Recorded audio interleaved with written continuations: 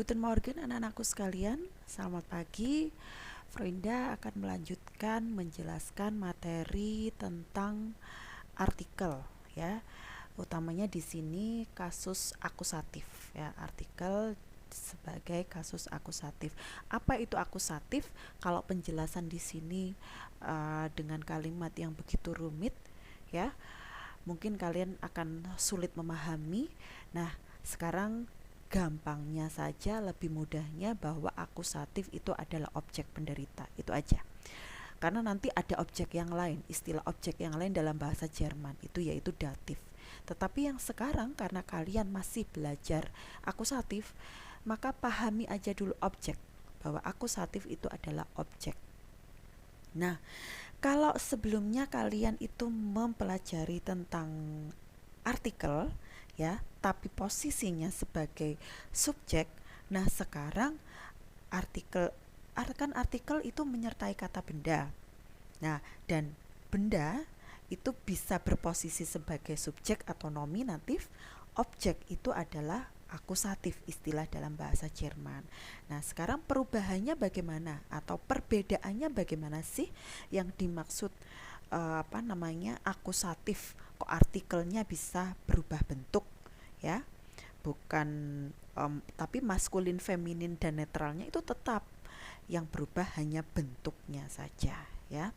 Nah, ini dia perbedaan antara saat kata benda tersebut berartikel sebagai nominatif, berposisi sebagai nominatif, dan kata benda berposisi sebagai akusatif. Di sini saya menjelaskan dulu tentang bestim terartikel ya, perubahan pada artikel bestim. Kalau yang tadinya der ya, kalau sebagai objek atau akusatif, kita biasakan dengan istilah akusatif ya, maka berubah menjadi den. Kalau yang tadinya di, tetap di. Das juga tetap das. Plural juga begitu, di plural, tetap sebagai objek juga di plural. Sekarang langsung saja kita terapkan dalam suatu kalimat biar jelas. Kalau Frau Indah ingin mengatakan demikian, ya di sini ada kalimat. Apakah kamu melihat siswi itu? Ya, sis ini berasal dari kata sehen. Karena ketemu do berubah menjadi sis ya. Apakah kamu melihat siswi itu? Posisi siswi itu sebagai objek alias akusatif. Maka di sini ya menjawabnya, aku melihat siswi itu. Ya, aku melihat siswi itu. Maka dalam bahasa Jerman ya, ini bahasa Jermannya adalah ich sehe die Schülerin. Oh, Schülerin itu kan artikelnya feminin ya di sini ya. Nah, kalau dia berubah sebagai objek, oh ternyata artikelnya tetap tidak berubah. Kebetulan tetap tidak berubah. Ya, oke. Jadi di sini tetap ich sehe die Schülerin. Sekarang di kalimat kedua ada pertanyaan, apakah Anda membawa pensilnya Ana? Ya, jawabannya tidak. Saya membawa pensil Maria. Pensil di sini berposisi sebagai objek. Ya. Dan artikel aslinya pensil itu adalah der. Karena dia sebagai objek, maka dari der berubah menjadi den. Maka di sini terjemahnya dalam bahasa Jerman adalah Nein, ich bringe den Pinsel. Tidak lagi der melainkan den, karena pinselnya posisinya sebagai objek. Ya, nah demikian. Itu kalau yang bestim.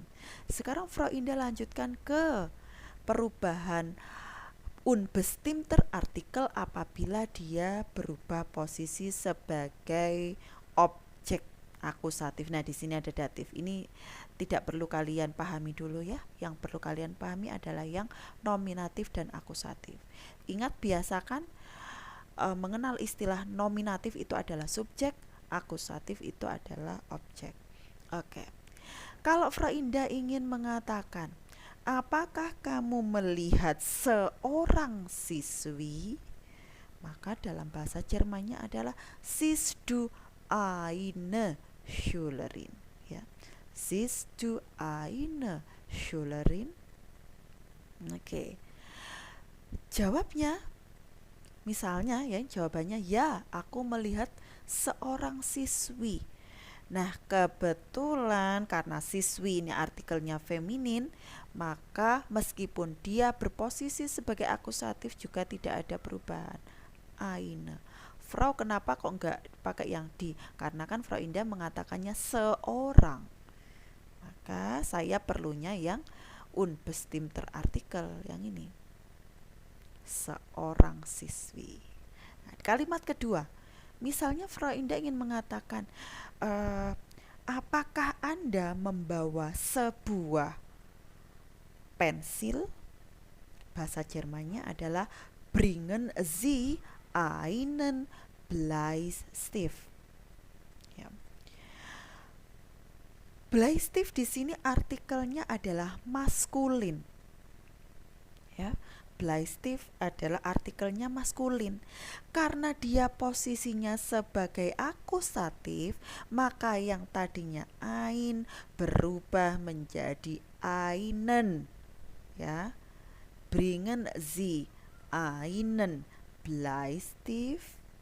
Ja, ich bringe einen Bleistift, ya. Karena dia posisinya sebagai objek, maka yang tadinya ein berubah menjadi einen, ya. Ya, ich bringe einen Bleistift. Oke.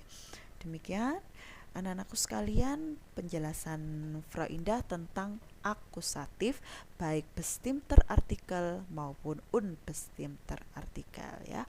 Semoga kalian semakin jelas dalam memahami. Kalau ada yang kurang jelas, silakan langsung tanya ke Frau Indah secara japri, ya.